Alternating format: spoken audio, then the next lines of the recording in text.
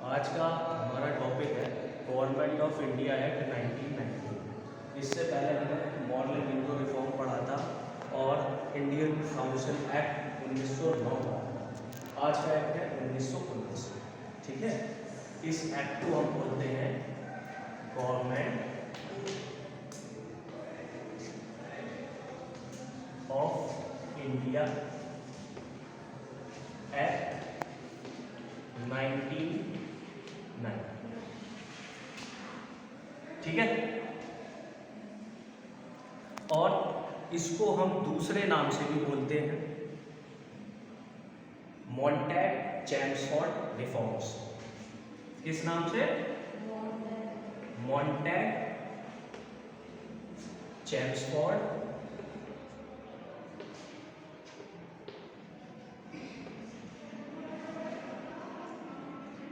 Reforms. जो यहां पर शब्द है मॉन्टैग, मॉन्टैग है सेक्रेटरी ऑफ स्टेट। कौन है मॉन्टैग? Secretary of state.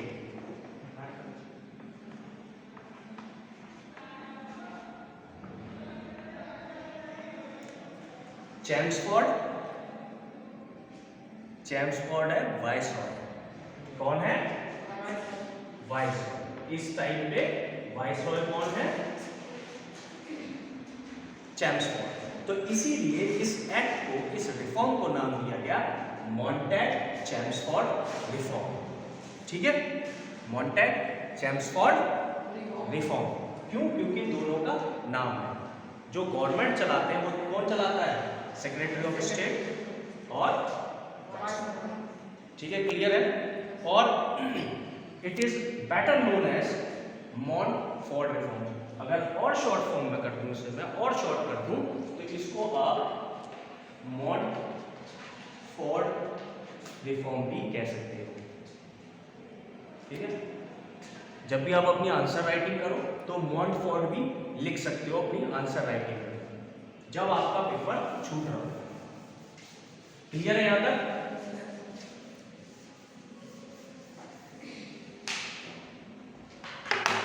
अब 1919 में एक्ट आ गया था। अब इस एक्ट को लाने के पीछे वजह क्या है? 1909 में एक्ट आ गया है, अब 1919 में आया है act.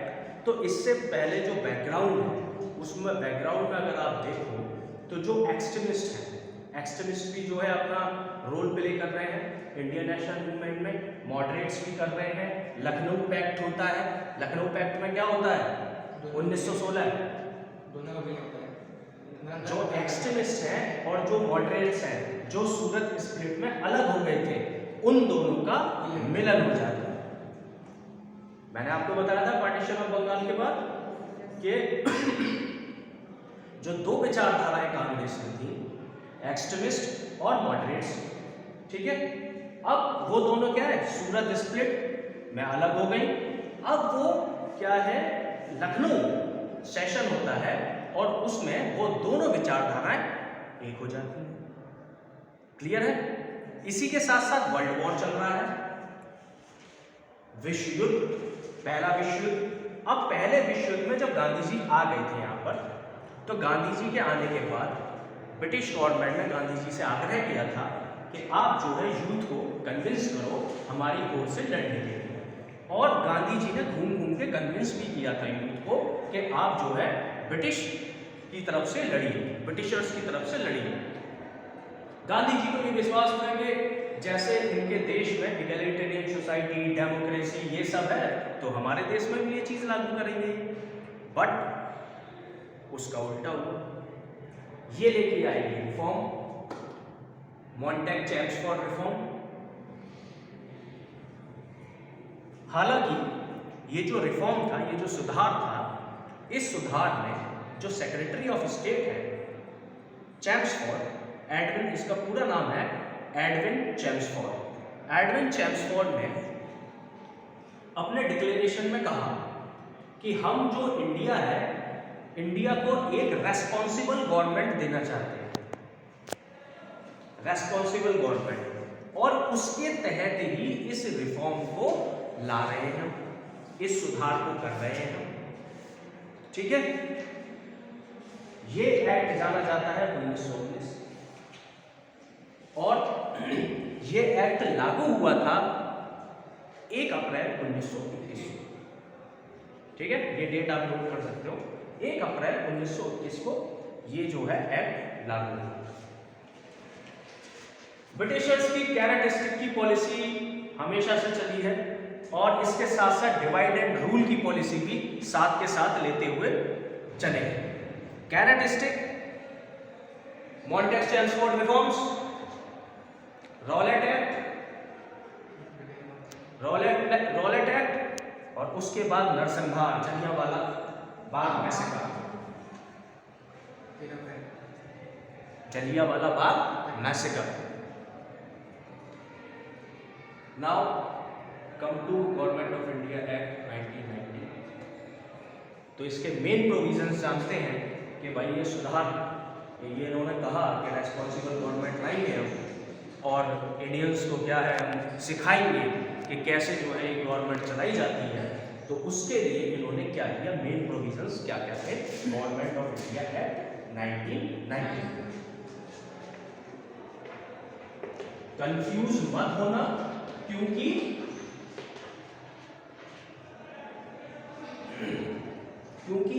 Government of India act 1990, Indian council act 1990 या मॉन्टेक चेम्सफोर्ड रिफॉर्म्स 1990, ये तीनों चीज एक ही बात है। ठीक है, ये तीनों एक ही चीज है। वो उनके नाम पे कहते हैं, क्योंकि नाम से क्या है, जो प्रचलित है ज्यादा वो इनके नाम पे है, मॉन्टेक चेम्सफोर्ड रिफॉर्म्स। ठीक है, क्लियर।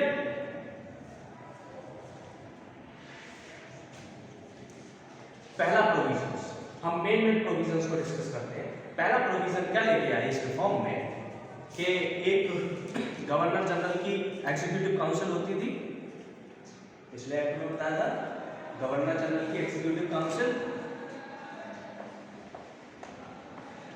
कितने मेंबर होते थे, 9 मेंबर्स, एक वाइसराय हो गया, 8 मेंबर।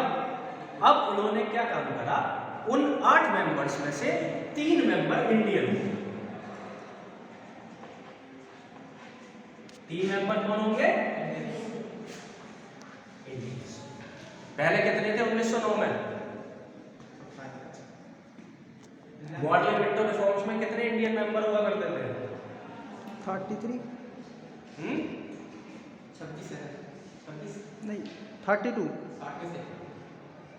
भैया I am talking about governor general executive council.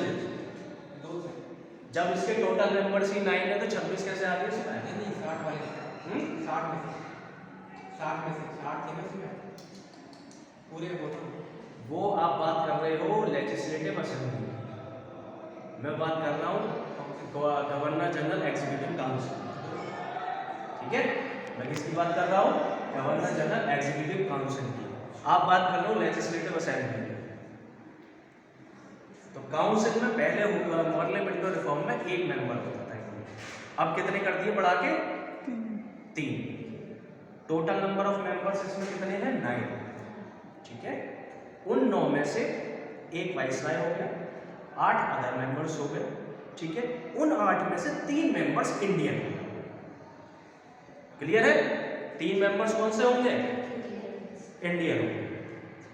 इसमें और भी एक पेज है कि जब मुस्लिम लीग की भी ये डिमांड थी कि ये जो मेंबर्स हैं 3, इनमें एक मुसलमान भी होना चाहिए। ऐसा मुस्लिम लीग ने अनुरोध किया था ब्रिटिश गवर्नमेंट से कि एक मुस्लिम भी होना चाहिए, और ऐसा हुआ, एक मुस्लिम भी मेंबर इसमें रहा। मतलब इंडियंस हैं, चाहे हिंदू हो चाहे मुस्लिम है तो इंडियन। ठीक है, तो 3 मेंबर इंडियंस। ये गवर्नर जनरल एग्जीक्यूटिव काउंसिल में ये रिफॉर्म लेके आए, ये प्रोविजन लेके आए। दूसरा लेके आए बाइकैमरल लेजिस्लेचर।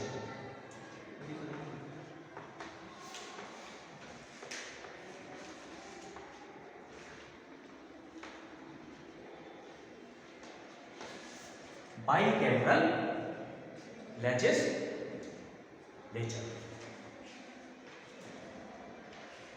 ठीक है, बाइकैमरल का मतलब है तो यह सदन दो सदन की लेजिस्लेटिव असेंबली, दो चैम्बर्स की लेजिस्लेटिव असेंबली, ठीक है, ये मतलब है बाइकैमरल, जिसमें दो सदन है। अभी प्रेजेंट टाइम पे जो हमारा पॉलिटिकल सिस्टम है, जो हमारी विधायिका है, वो बाइकैमरल है, कह सकते हैं बाइकैमरल है। कैसे? लोकसभा, राज्यसभा, राज्यसभा और लोकसभा, तो क्या है, बाइकैमरल हुई, बाइकैमरल लेजिस्लेचर ये लेके आए। तो कहीं ना कहीं ये माना जा सकता है कि government of India 1919 bicameral legislature का आधार है। क्यों? अभी जो आजादी के बाद जो पॉलिटिकल सिस्टम लागू हुआ उसमें बाइकैमरल लेजिस्लेचर अडॉप्ट किया हमने। तो वो कब लेके आए ये लोग? जो ब्रिटिशर्स है, ब्रिटिश इंडियन गवर्नमेंट है, वो 1919 में लेके आई बाइकैमरल लेजिस्लेचर। क्लियर है ना? आज के टाइम पे भी बाइकैमरल लेजिस्लेचर है, Rajya Sabha Lok Sabha, upper house lower house. Clear point? तीसरा प्रॉब्लम, तीसरा प्रोविजन लेके आइए, direct election. British Indian government introduced direct elections.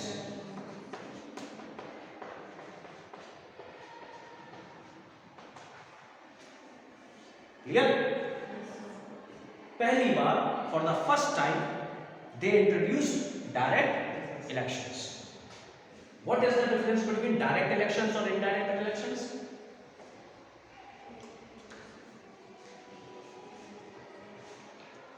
जनता को अपने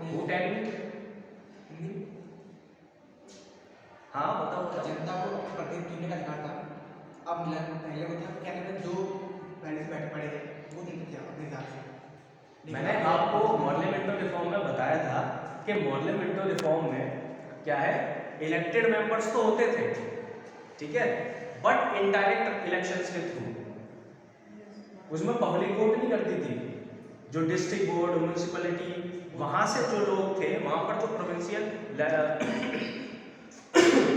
लेजिस्लेटिव में, लेजिस्लेचर में जो लोग बैठे हुए थे वो चुनते थे, वो लोग चुनते थे। अब डायरेक्ट इलेक्शन का मतलब है कि आप क्या है, डायरेक्टली इलेक्ट होके आओ, आप जनता के बीच में जाओ और जनता आपको चुन के भेजे। ये होता है डायरेक्ट इलेक्शन। क्लियर? लेकिन डायरेक्ट इलेक्शन तो कर दिया इन्होंने। चौथा, डायरेक्ट इलेक्शन है, वोटिंग राइट्स किसे किसे है? जो पैसे वाले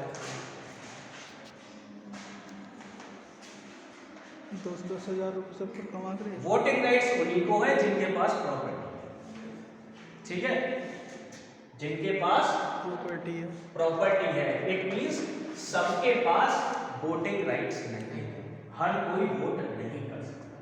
जिसके पास प्रॉपर्टी है केवल वही वोट कर सकता है। If you have property you can vote, if you don't have property you can't vote. ठीक है?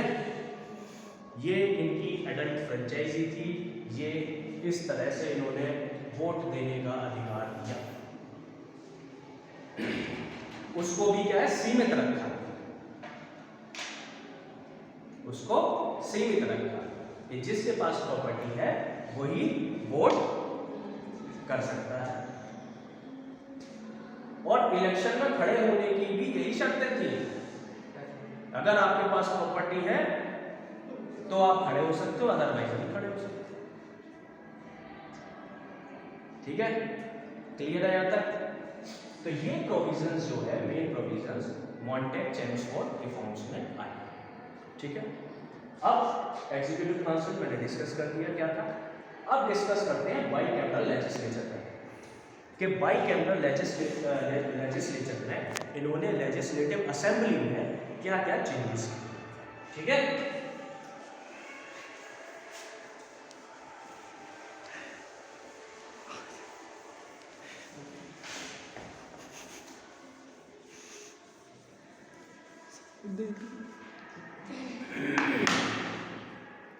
हाँ, एक प्रोविजन और मिस हो गया, जो मोस्ट इंपॉर्टेंट प्रोविजन है जो ये लेके है, वो प्रोविजन है डायरकी, द्वैध शासन। नोट कर लो आप, डायरकी। डायरकी है, डायरकी का मतलब है, हिंदी में डायरकी को बोलते हैं द्वैध शासन। मींस दो लोग मिलके, दो पावर्स मिलके रूल करेंगे। दो पावर मिलके क्या है, गवर्नमेंट चलाएगी, दो पावर मिलके शासन करेंगे, तो उसको बोलते हैं डायरकी और द्वैध शासन। ये इनका सबसे इंपॉर्टेंट प्रोविजन था इसमें, और ये प्रोविजन 1937 तक चला। डायरकी जो है 1937 तक चली, 1937 में खत्म हुई है डायरकी। और डायरकी को लेके आए थे ये प्रोविंशियल लेवल पर, ठीक है, प्रोविंशियल लेवल पर डायरकी इंट्रोड्यूस की थी इन्होंने। क्लियर है? तो डिस्कस करते हैं बाइकैमरल लेजिस्लेचर।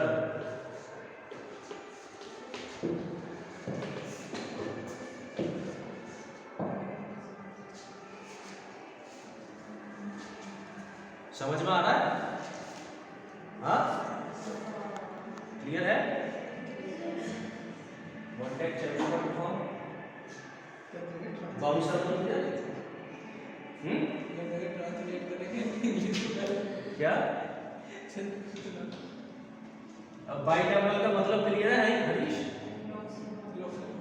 हाँ, लोकसभा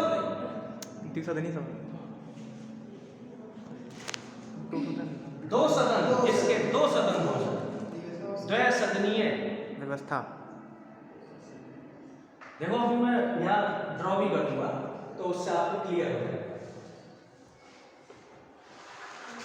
एक सदन बना काउंसिल ऑफ स्टेट्स, ठीक है, विधान परिषद, विधानसभा। एक सदन बना काउंसिल ऑफ स्टेट। इस काउंसिल ऑफ स्टेट को कहा गया कितना, क्या कहा गया इस काउंसिल ऑफ स्टेट को? Upper house, Vidhan Parishad, upper house, ठीक है। मेंबर्स की संख्या कितनी थी इसमें? 60। क्या बात है, 60।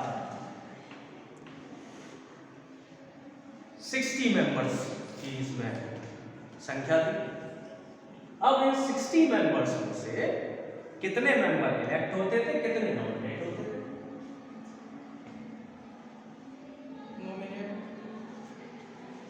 इसमें से 37-34 के तहत जो 28, 26 मेंबर, 26 मेंबर्स नॉमिनेट होते थे, ठीक है।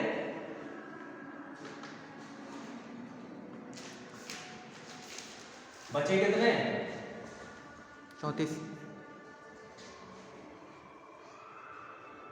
34 मेंबर्स, और ये 34 मेंबर्स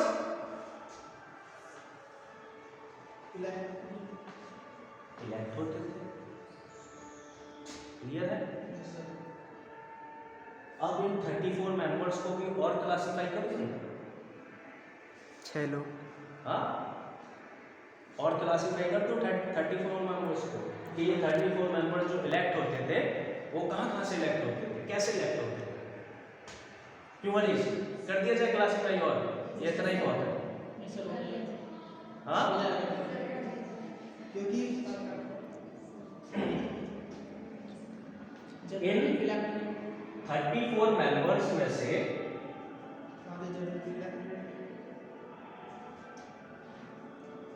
इन 34 मेंबर्स में से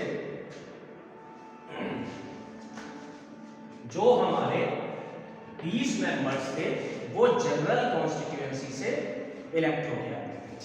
जनरल कॉन्स्टिट्यूएंसीज हो गई बंगाल, मद्रास, मैड्रास, संयुक्त प्रांत, मध्य प्रांत, यूनाइटेड प्रोविंस, पंजाब। वहां से कहाँ 20 मेंबर इलेक्ट हो गए। ये कहां से? आगे लिख लो, जनरल कॉन्स्टिट्यूएंसीज। 1909 में separate electrodes separate electorates was introduced, भाई मार ले हुआ था कि नहीं सेपरेट इलेक्टोरेट्स जी। मुस्लिम्स के लिए? तो 10 मेंबर मुस्लिम्स हो गए जो इलेक्ट होके आएंगे। 10 मुस्लिम, कितने हो गए अभी टोटल? 30 30। 4 बचे। 4 यूरोपियन 3 मेंबर यूरोपियन रहेंगे एग्लो वाले सिस्टम और एक सी 3 members were European and 1 member from Sikh community.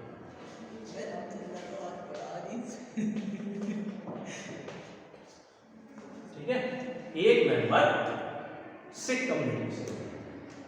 Clear है ये? अब ये जो 34 मेंबर है वो कैसे कैसे इलेक्ट होके आएंगे? क्लियर है? प्रत्यक्ष रूप से। कहाँ से इलेक्ट होके आएंगे? ऐसे लग रहा है कि जो बड़ा कंफ्यूजन में हो, समझ में नहीं आ रहा कि कहाँ से इलेक्ट होके आ रहे, क्या हो रहा है, पता नहीं क्या तमाशा चल रहा है यहाँ। हाँ, ऐसा लग रहा है कि बोर्ड में भी तमाशा चल रहा हो। यूपीएससी चल रहा। देखो एक चीज मैं आपको बताऊं कि ये जो एक्ट है, ये एक्ट टीचर भी बचते हैं और स्टूडेंट भी बचते हैं एक्ट्स को पढ़ने से। ये फैक्ट है। आप किसी से पूछ ले रहे हैं एक्ट्स के बारे में डिस्कस कर रहे हैं, कोई भी हिस्ट्री का स्टूडेंट हो उनसे इस एक्ट के बारे में आप डिस्कस कर लेना, तो इस एक्ट से जो है आपको बचते हुए नजर आएगा स्टूडेंट। क्योंकि और एक खास बात और है, ये एक्ट आप जब भी पढ़ें तो सारे एक्ट पढ़ें 1858 से लेके 1935 तक। ये सारे एक्ट आप एक बार पढ़ लोगे ना, इसको आप इंटररिलेट कर लोगे और कोरिलेट कर लोगे। क्यों? क्योंकि इन जो एक एक्ट है उसी से ही अगला एक्ट जुड़ा हुआ है। क्योंकि ये क्या है? ये क्या है? ग्रेजुअल प्रोसेस है कि 1892 एक्ट में इतना दिया, 1909 में इतना किया, 1919 में और ज़्यादा किया। तो ये क्या है? जुड़े हुए हैं आपस में, इंटरलिंक है। तो जब आपको सारे एक्ट पता होंगे ना, तो आपको रटने की जरूरत नहीं पड़ेगी। आपको ये रटना नहीं पड़ेगा कि किसमें कितनी सीट्स थी, क्योंकि ग्रेजुअली इन्होंने क्या सीट्स बढ़ाई, रिफॉर्म किए। रिफॉर्म का मतलब ही सुधार है। वो बात अलग है कि सारी पावर्स अपने पास रखी, लेकिन रिफॉर्म का मतलब सुधार है। क्लियर है? तो इस तरह से ये काउंसिल ऑफ स्टेट था और ये कंपोजिशन है काउंसिल ऑफ स्टेट का। क्लियर है? अब इसी काउंसिल ऑफ स्टेट में अभी राज्यसभा भाई कितने साल के लिए होती है? 5 या 6? 5 पक्का 5? 5 राज्यसभा कितने साल के लिए होती है? इधर से कह रहे हैं कि 6 और इधर से कह रहे हैं 5। 5 कौन कह रहा और रिटायर्ड कितने साल में होता है राज्यसभा में? है? हर 2 साल में। हाँ, हर 2 साल में 1/3। हर 2 साल में 1/3 1/3। ठीक है ना? काउंसिल ऑफ स्टेट्स में ये काउंसिल ऑफ स्टेट रिन्यू होगी एवरी ईयर। 1919 में हर साल रिन्यू होगी। ये प्रोविजन है इसका council of state. Council of state is related to today's Rajya Sabha. ये मान लो कि ये 1919 में राज्यसभा की बात चल रही है हर साल में। ठीक है? और मेंबर्स कितने साल के लिए बनेंगे? 5 साल के लिए। कितने साल के लिए? 5 साल के लिए मेंबर्स। अब कितने सर? यहां पर काउंसिल ऑफ स्टेट्स में 5 साल के लिए मेंबर बनेंगे। और